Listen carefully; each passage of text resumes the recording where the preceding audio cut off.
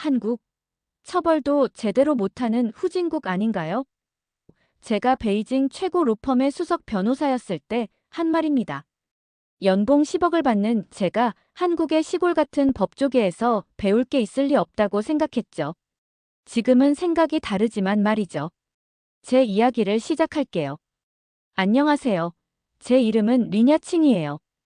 여자가 변호사를 한다고 접시나 닦으라고 하시죠. 10년 전 제가 처음 법조계에 발을 들였을 때 들었던 말입니다. 지금은 베이징 최고 로펌 중 하나의 수석 변호사죠. 이 자리까지 오는 길은 전쟁 같았습니다. 매일 새벽 5시에 일어나 화장을 하고 밤 12시까지 사무실을 지켰어요. 남자 동료들은 술자리에서 승진했지만 저는 모든 기록을 완벽하게 준비해야 했죠. 여자라서 실수할 거야라는 편견과 싸우느라 1시간도 쉴 수 없었습니다. 그렇게 10년이 지나고 마침내 최연소 파트너 변호사가 되었습니다. 지난해에만 500억 위안 규모의 인수합병을 성사시켰어요. 이제는 아무도 제 실력을 의심하지 못합니다. 어느 날 장웨이 수석 파트너가 집무실로 저를 불렀어요. 리냐칭 변호사, 한국의 대형 로펌에서 연수 제안이 왔습니다. 3개월 과정인데 어떻게 생각하나요? 순간 웃음이 나왔죠. 한국이라니요? 즉시 거절했습니다.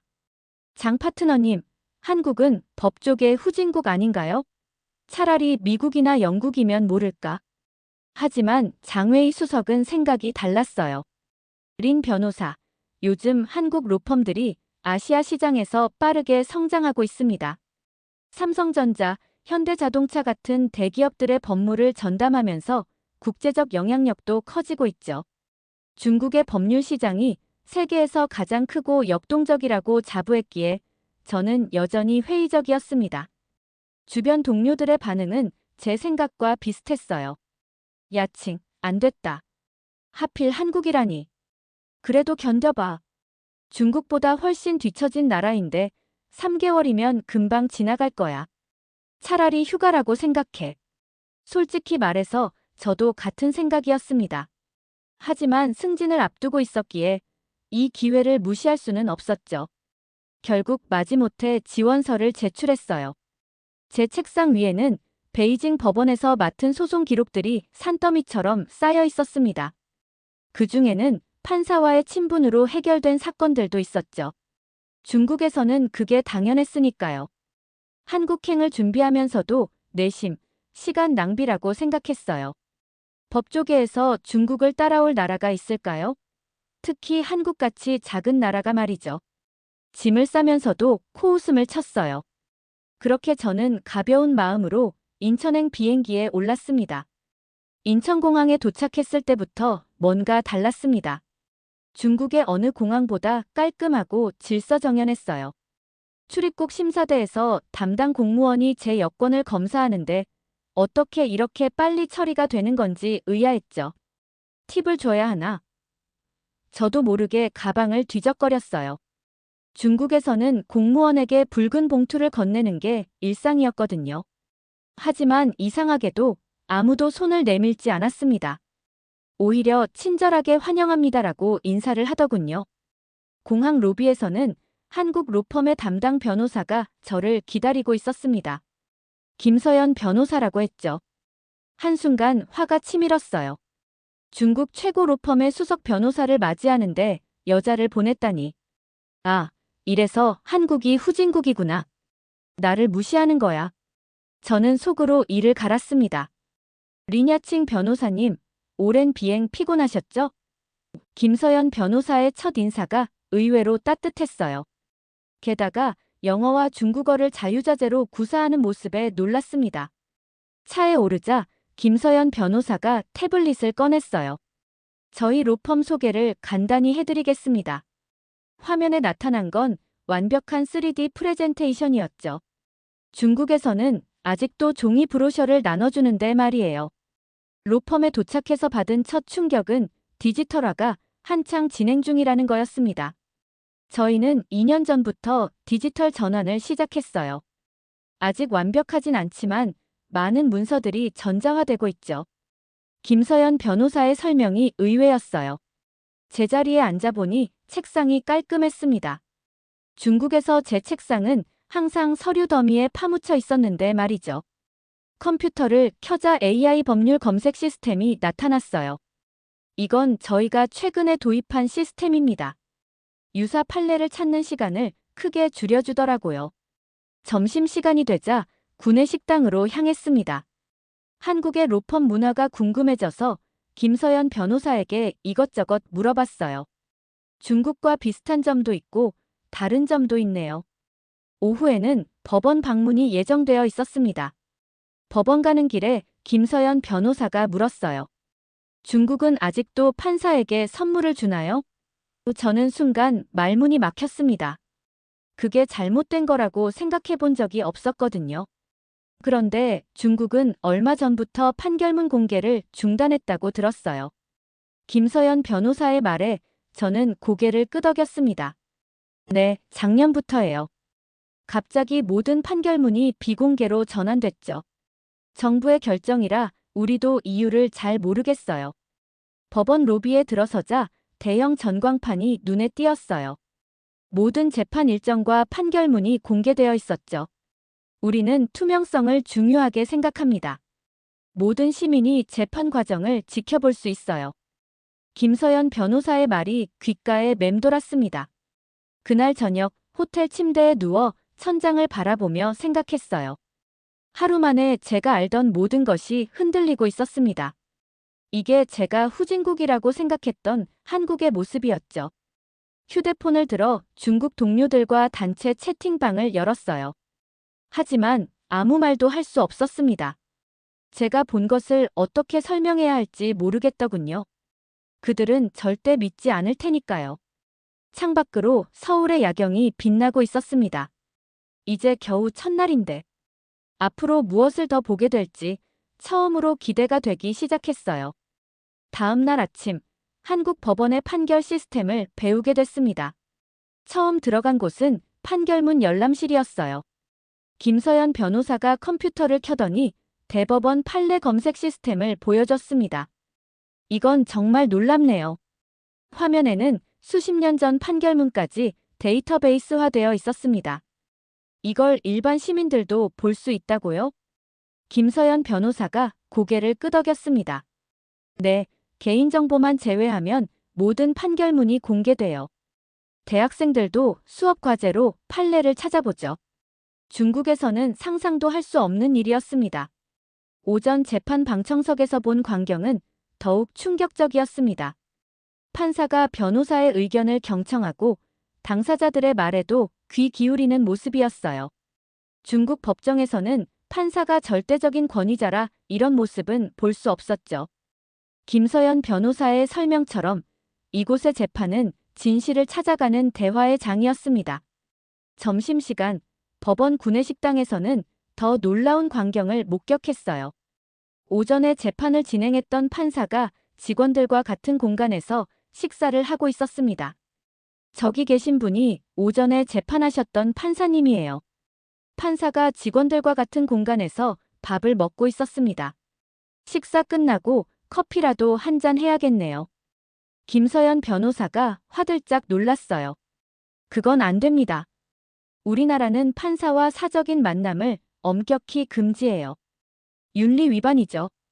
오후에는 한국의 로스쿨 학생들이 법원 견학을 왔습니다. 그들이 재판 과정에 대해 나누는 토론은 신선했어요.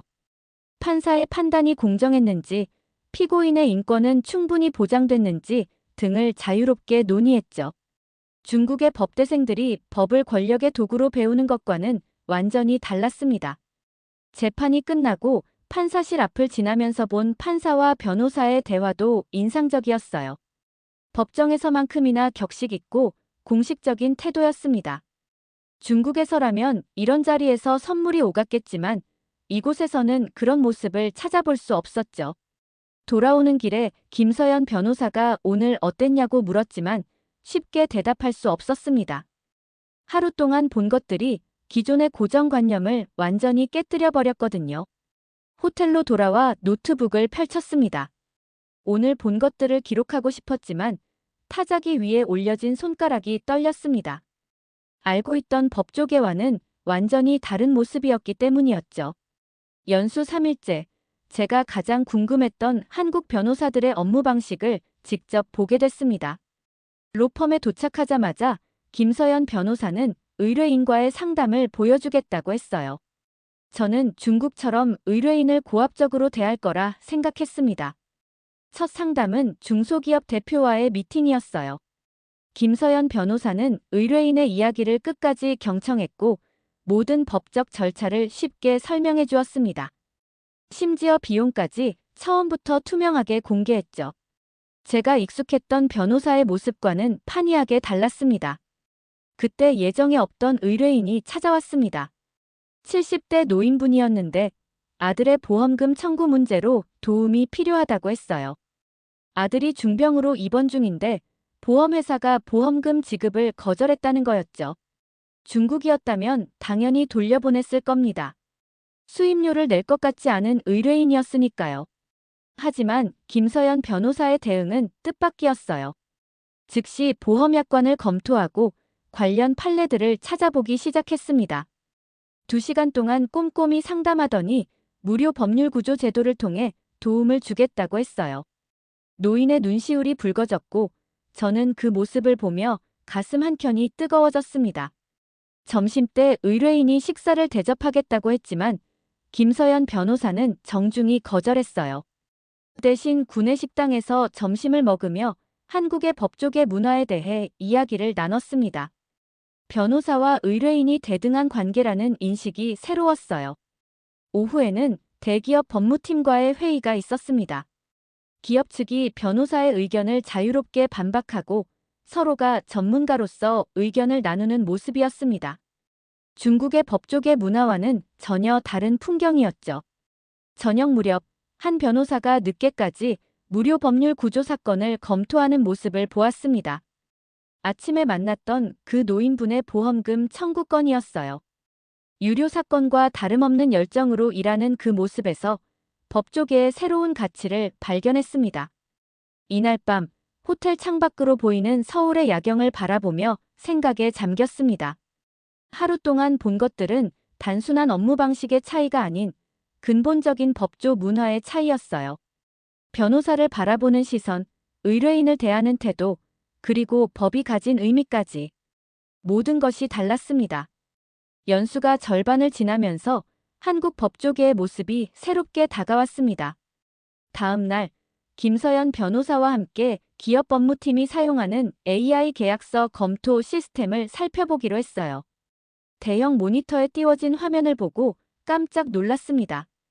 AI가 계약서의 위험 조항을 실시간으로 분석하고 과거 판례와 비교하며 개선안을 제시하고 있었어요. 이건 마치 수백 명의 변호사가 동시에 일하는 것 같네요. 제 말에 김서연 변호사가 미소를 지었습니다. 한번 직접 사용해 보시겠어요? 김서연 변호사의 제안에 망설임 없이 고개를 끄덕였습니다.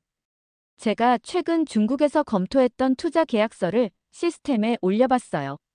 중국어 문서인데도 AI는 능숙하게 분석을 시작했죠. 그런데 잠시 후 제 얼굴이 붉어졌습니다. AI가 제가 놓쳤던 위험 조항들을 하나둘씩 짚어내기 시작한 거예요. 이 조항은 투자자에게 일방적으로 불리한 내용입니다. 유사 판례에서 무효 판결을 받은 사례가 있습니다. 중국에서 며칠을 고민했던 문제를 순식간에 해결하는 걸 보며 할 말을 잃었습니다. 이런 시스템이 있으면 실수할 일이 거의 없겠네요. 제 말에 김서연 변호사가 고개를 저었습니다. AI는 도구일 뿐이에요. 최종 판단은 항상 변호사의 몫이죠. 기술이 발전할수록 오히려 변호사의 윤리적 책임이 더 커진다고 생각해요. 점심 식사 후에는 신입 변호사 교육에 참관했습니다. 예상과 달리 법률 지식보다 윤리 교육이 줄을 이뤘어요. 의뢰인의 이익과 사회 정의가 충돌할 때 어떻게 할 것인가와 같은 토론이 이어졌죠. 이런 고민을 공유하는 모습이 참 신선했습니다. 오후에는 새로운 계약서 검토 작업에 참여했어요. 이번에는 자신감이 생겼습니다. AI의 분석 결과를 보면서 제 경험을 더해 의견을 제시했죠. 김서연 변호사는 제 의견을 존중하며 경청했고, 때로는 열띤 토론도 이어졌습니다. 기술과 경험이 만나 시너지를 내는 순간이었어요. 퇴근 무렵, 김서연 변호사가 내일 있을 중요한 회의 준비를 시작했습니다. AI가 제공한 자료들을 꼼꼼히 살펴보며 밤늦게까지 일하는 모습에서 첨단 기술과 전문가의 판단이 조화를 이루는 모습을 발견했어요. 법조계의 발전 방향이 보이는 듯 했습니다. 이제는 단순히 법률 지식을 암기하고 판례를 찾는 것을 넘어 AI와 협력하며 더 나은 법률 서비스를 제공하는 시대가 온 거죠. 하지만 그 중심에는 여전히 정의와 공정이라는 변하지 않는 가치가 자리 잡고 있었습니다. 기술은 발전하지만 그것을 올바르게 사용하는 것은 결국 사람의 몫이라는 걸 깨달았어요. 연수 마지막 주가 시작됐습니다. 그동안 보고 배운 것들이 제 안에서 큰 변화를 일으켰어요. 특히 오늘은 그 변화를 더욱 강하게 느낄 수 있었습니다. 아침 회의에서 우연히 한국 로펌의 중국 진출 계획에 대한 이야기를 듣게 됐어요. 순간 가슴이 뛰었습니다. 제가 한국과 중국의 가교 역할을 할 수 있지 않을까요? 제 입에서 나온 말에 저도 놀랐어요. 김서연 변호사가 관심 있게 물었습니다. 리냐칭 변호사님은 어떤 변화가 필요하다고 생각하세요? 저는 잠시 망설였지만 용기를 내어 말했어요. 중국의 법조계도 투명성과 공정성이 필요합니다. 한국의 시스템을 벤치마킹하고 싶어요. 저녁에 김서연 변호사와 진지한 대화를 나눴습니다. 베이징으로 돌아가면 한국어 공부를 시작할 생각입니다. 그리고 언젠가는 한국에서 일하고 싶어요. 제 말에 김서연 변호사는 진지하게 고개를 끄덕였어요. 호텔로 돌아와 컴퓨터를 켰습니다. 한국의 외국법자문사 제도에 대해 자세히 알아보기 시작했어요. 생각보다 험난한 길이 될 것 같았지만 처음으로 제 미래에 대한 확신이 생겼습니다. 이제 연수를 마치고 중국으로 돌아가야 하지만 제가 본 한국 법조계의 모습은 잊지 못할 거예요.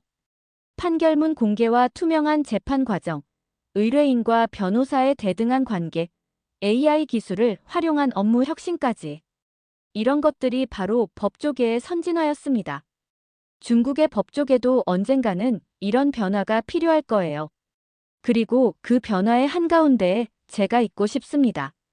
베이징으로 돌아온 지 한 달, 저는 매일 아침 일찍 일어나 한국어 공부를 시작했습니다.